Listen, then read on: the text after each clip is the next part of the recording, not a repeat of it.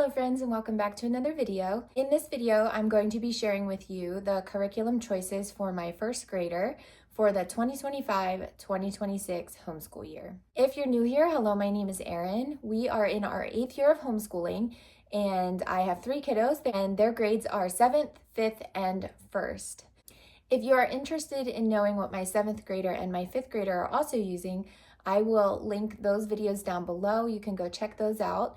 If you are interested in knowing which of these subjects we do every day or not every day, or which subjects we do on what day, you can hop on back to the previous video that I posted a few days ago, and it was just letting you know how the homeschool year is going. And in that video near the end, I posted pictures of our daily schedules for each of my kids, so you can see what it is that we pick and choose to do each and every day. We do not do all of these subjects every day. I also wanted to mention that some of these subjects we do family style. So we start off our morning all together at the table and we go through some of these subjects together as a family. So the first couple subjects I mentioned will be our family studies.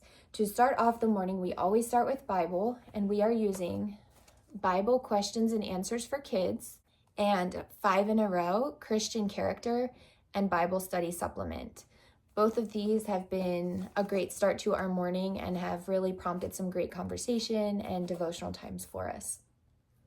For handwriting, she is using The Good and the Beautiful, and she's on level 1.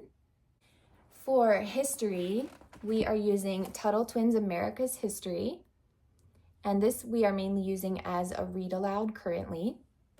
And we are also finishing up a unit study that I had purchased last year for my oldest for his curriculum last year. He didn't completely get through this unit study, so I decided that as a family we would finish through this year. And the girls don't do a whole lot of the unit study pages in here, but all together they are listening to and following along with the read aloud portions. And we are currently on Elizabeth Elliot. For science, we are using Wonders of Energy by The Good and the Beautiful. This is the unit study, and then they each have a student journal.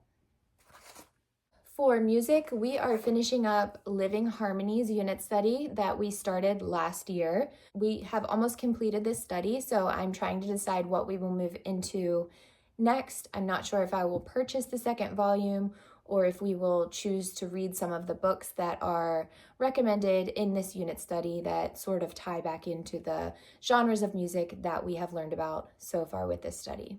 For health, we are going through The Good and the Beautiful Safety unit. So we have the study guide, and we have the student journals. For art, we are finishing up Let's Make Some Great Art. We started this last year in our art class, and we are moving through this some more this year. We did not get this completed last year, and we more than likely will not get the whole book completed this year. It's a pretty big book and pretty thick. We also do a lot of extracurricular, creative, family projects that count as art class. So we just do this once a week as of right now, and there have been some weeks where we have not done this at all. For math, she is using Easy Peasy Math 1. This is the workbook, and we have the parent guide for that. For language arts, she is using Easy Peasy Language Arts 1, and again we have the workbook, and we have the parent guide. So this has the lesson and the answer key in the back. And this is the workbook that she does her work in. And then for her reading lessons, we are using a few different things. So we are going through JDA first grade sight words and also elemental phonics. She's on level 3. She did 1 and 2 last year, and now we're in level 3. And she'll probably complete level 3 in a couple months, and then we'll more than likely move on to the next level for that one. The sight words, same thing. She probably will finish this one up even sooner than the elemental phonics, and I will just purchase the next one and just continue to go through those with her. And then she also has some independent reading time where she reads by herself each day, about 15 minutes, and she is allowed to choose whatever books she would like to read within that time frame. And then she also goes to co-op every Thursday, and she is in the K through 2 class. So she stays with her class the whole entire morning, and they do move around to some different classrooms, but that age group, kindergarten through second, is in the same group for the whole day. And they have some different teachers that come in, and they filter through some different things like language arts, music, math, history and geography, science, art. They do lots of things in that class that keep them very active and very busy. So she gets a lot of learning time at co-op as well. So I believe that is all I have to share with you today. Those were my first graders' curriculum choices that I have chosen to use with her for this year.